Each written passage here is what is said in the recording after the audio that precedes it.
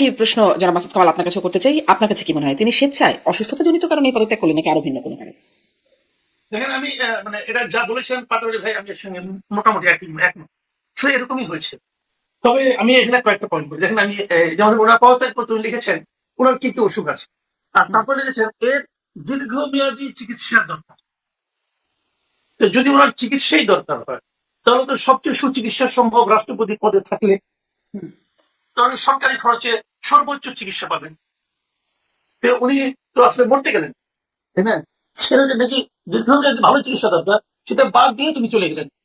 আর রাষ্ট্রপতির কাজটা এমন কোন মানে কাজ না যার জন্য তাকে মানে খুব একদম প্রতিটা মুহূর্ত সচেতন থাকতে হবে, বিষয়টা সেরকম কিছুই না। কাজে এগুলো কিন্তু বোঝা যায়। আবার দেখেন, উনি পদত্যাগ করতে মানে তিনটা প্যারা দেখলাম, শেষ যে প্যারাটা উনি অসুস্থ মুক্ত মুখ হারিয়ে জন্য পদত্যাগ করলেন। উপরের দুইটা প্যারা হলো যে উনি এই 5ই আগস্টের পর থেকে কি কি করেছেন না করেছেন, সরকারকে কত হেল্প করেছেন, এই সমস্ত কাহিনী। এই কাহিনীগুলো তো পদত্যাগের সময় কোনো প্রয়োজন নেই। এগুলো উনি দিলেন কেন? এগুলো উনি দিলেন এই কারণে যে উনি সরকারকে স্মরণ করিয়ে দিতে চাইবেন যে আপনাদের জন্য আমি কিন্তু অনেক কিছু করেছি, এবং যে অব্যক্ত কথা যে আমি অনেক কিছু করেছি এবং আপনারা বলেছেন বলে এখন চলে যাচ্ছি।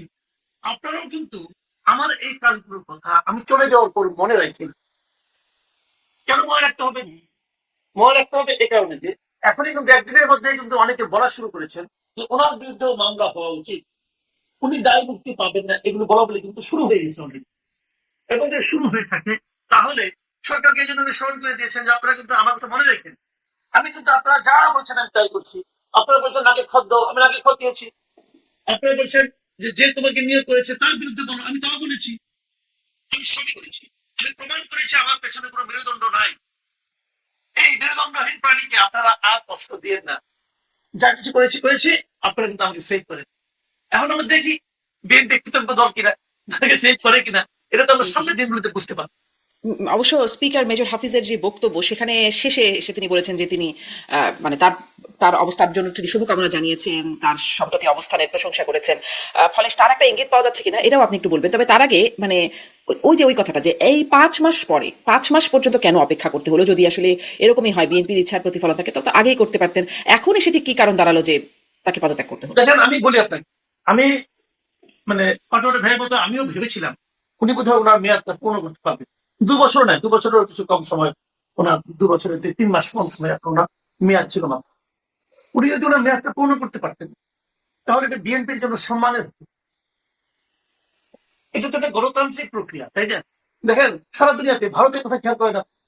প্রণব মুখার্জি যখন কংগ্রেসের রাষ্ট্রপতি হলেন, তারপর ওনার মেয়াদ থাকতে থাকতেই কংগ্রেস সরকারের পতন হল। 2014 সালে বিজেপি ক্ষমতায় আসে। বিজেপি ক্ষমতায় এসে কিন্তু বিজেপির সঙ্গে কংগ্রেসের সম্পর্ক কিন্তু খুব খারাপ। এটা তো বুঝেনি আপনারা। সেই বিজেপি কিন্তু ক্ষমতায় এসে কংগ্রেসের রাষ্ট্রপতিকে একবারের জন্য সরে যেতে পারে নাই, কোনো চাপও দেয়নি। রাষ্ট্রপতি হিসেবে উনি ওনার পূর্ণ মেয়াদ মানে থেকেছেন, উনি তারপর চলে গেছেন। যখন একজন লোক রাষ্ট্রপতি হন, তখন উনি যে কোনো সক্রিয় রাজনৈতিক দল থেকে পদত্যাগ করেই হন। ইন্ডিয়াতেও হন, বাংলাদেশেও হন। চুপ্পু সাহেব কিন্তু আওয়ামী লীগের কেউ ছিলেন না, উনি যখন রাষ্ট্রপতি হয়েছেন তখন থেকে।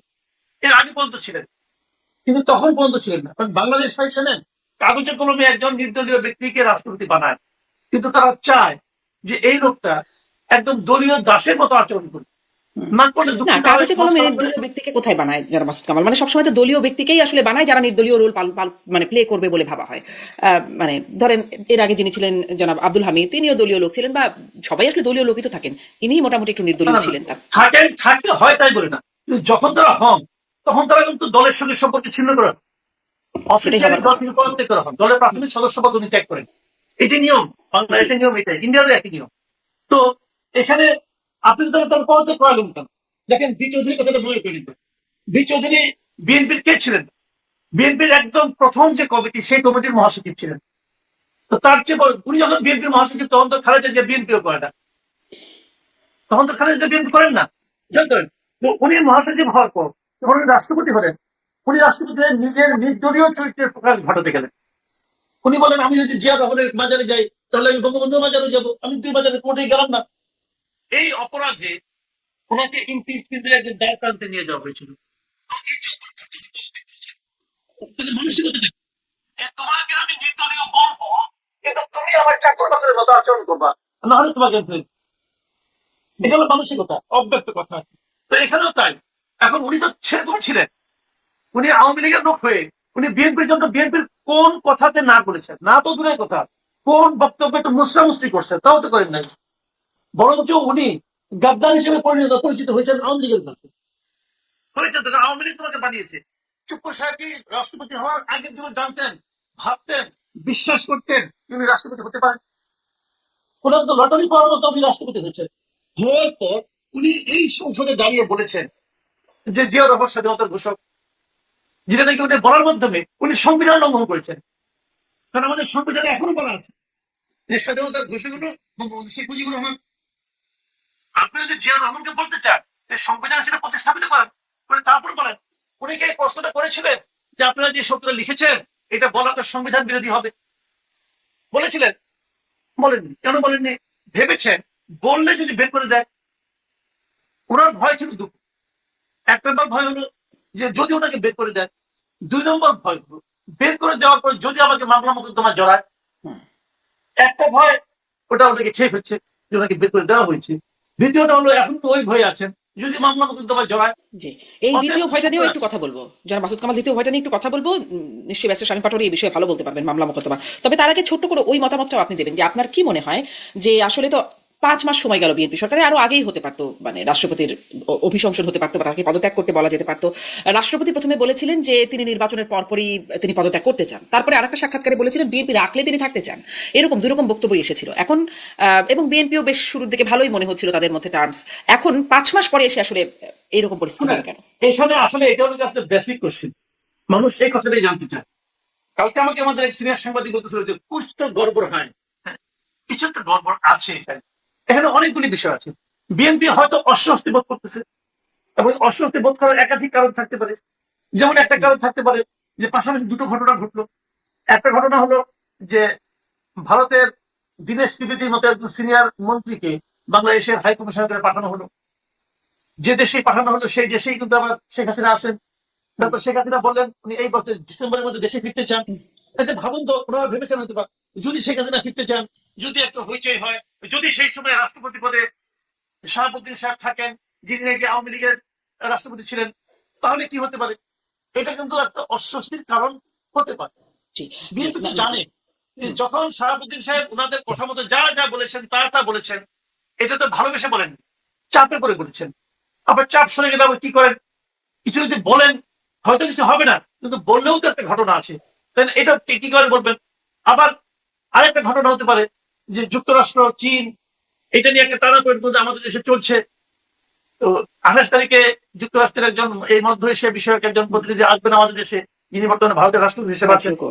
হ্যাঁ, তো উনি আসার আগেই কিছু একটা হোক, ওনাকেও দেখাতে চাইবেন যে আমরা ভারত থেকে সরে আসছি অথবা আমাদের শেখ হাসিনার লোককে আমরা সরাই দিচ্ছি।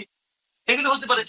জি। চীনের আমি সঙ্গে মাসুদ মানে কামাল আপনার কাছ থেকে আপনার বিশ্লেষণটা জানলাম। আমি একটু ব্যারিস্টার পাটোয়ারির কাছে জানতে চাইছিলাম যে এই মানে এখন এসে ৫ মাস পরে অস্বস্তির কারণ কি বা এইরকম অবস্থা কেন হলো, এবং তারপর আসলে মামলা মোকদ্দমার বিষয়ে শামীম পাটোয়ারি আপনার কাছে জিজ্ঞাসা করবো। আগে এই মতামতটা একটু জানি।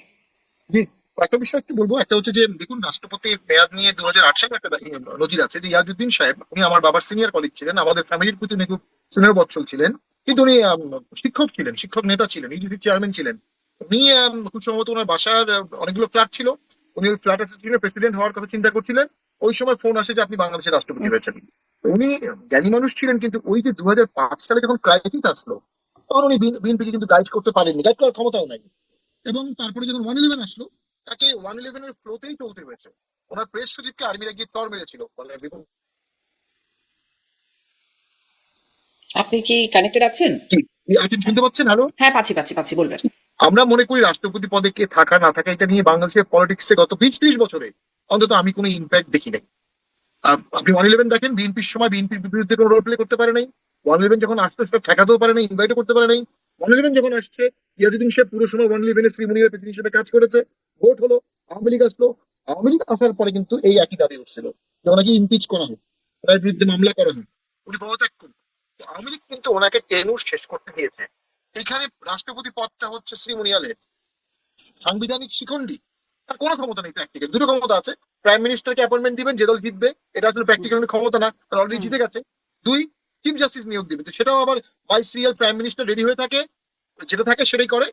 এই দুটো কাজ ছাড়া সমস্ত কাজ ওনাকে প্রাইম মিনিস্টারের কনসেন্ট নিয়েই করতে হবে, এবং প্রাইম মিনিস্টারের কনসেন্ট প্রায়োরিটি পাবে, এবং ওই কনসেন্ট ওই কমিউনিকেশন কোথাও চ্যালেঞ্জ করা যাবে না। তো রাষ্ট্রপতি ইজ নাথিং। বিএনপি যদি বর্তমান রাষ্ট্রপতিকে নিয়ে কোনো ভয় পেয়ে থাকে, এটা সম্পূর্ণ আমূল। সেম ফর সেনাপ্রধান। প্রত্যেক সরকার সেনাপ্রধান নিজের মতো করে দিয়েছে। এরশাদ স্যার নুরুদ্দিন সাহেবকে দিয়েছেন, আমি নামটা ভুলে গেছি, নুরুদ্দিন সাহেবই হবে, মাসুদ কামাল ভাই বলতে পারবেন। হ্যাঁ, নুরুদ্দিন এরশাদ সাহেব। স্যার, হ্যাঁ নুরুদ্দিন সাহেব। নুরুদ্দিন সাহেবকে এরশাদ দিয়েছিলেন। স্যারের যখন আন্দোলন হলো, সেনাবাহিনী নুরুদ্দিন সাহেব তাকে কোনো হেল্প করতে পারেনি। এরশাদের একমাত্র রিকোয়েস্ট ছিল আমাকে ভোট পর্যন্ত ফ্রি রাখো, আমি একটু ক্যাম্পেইন করবো, এই রিকোয়েস্টটা রাখতে পারেনি।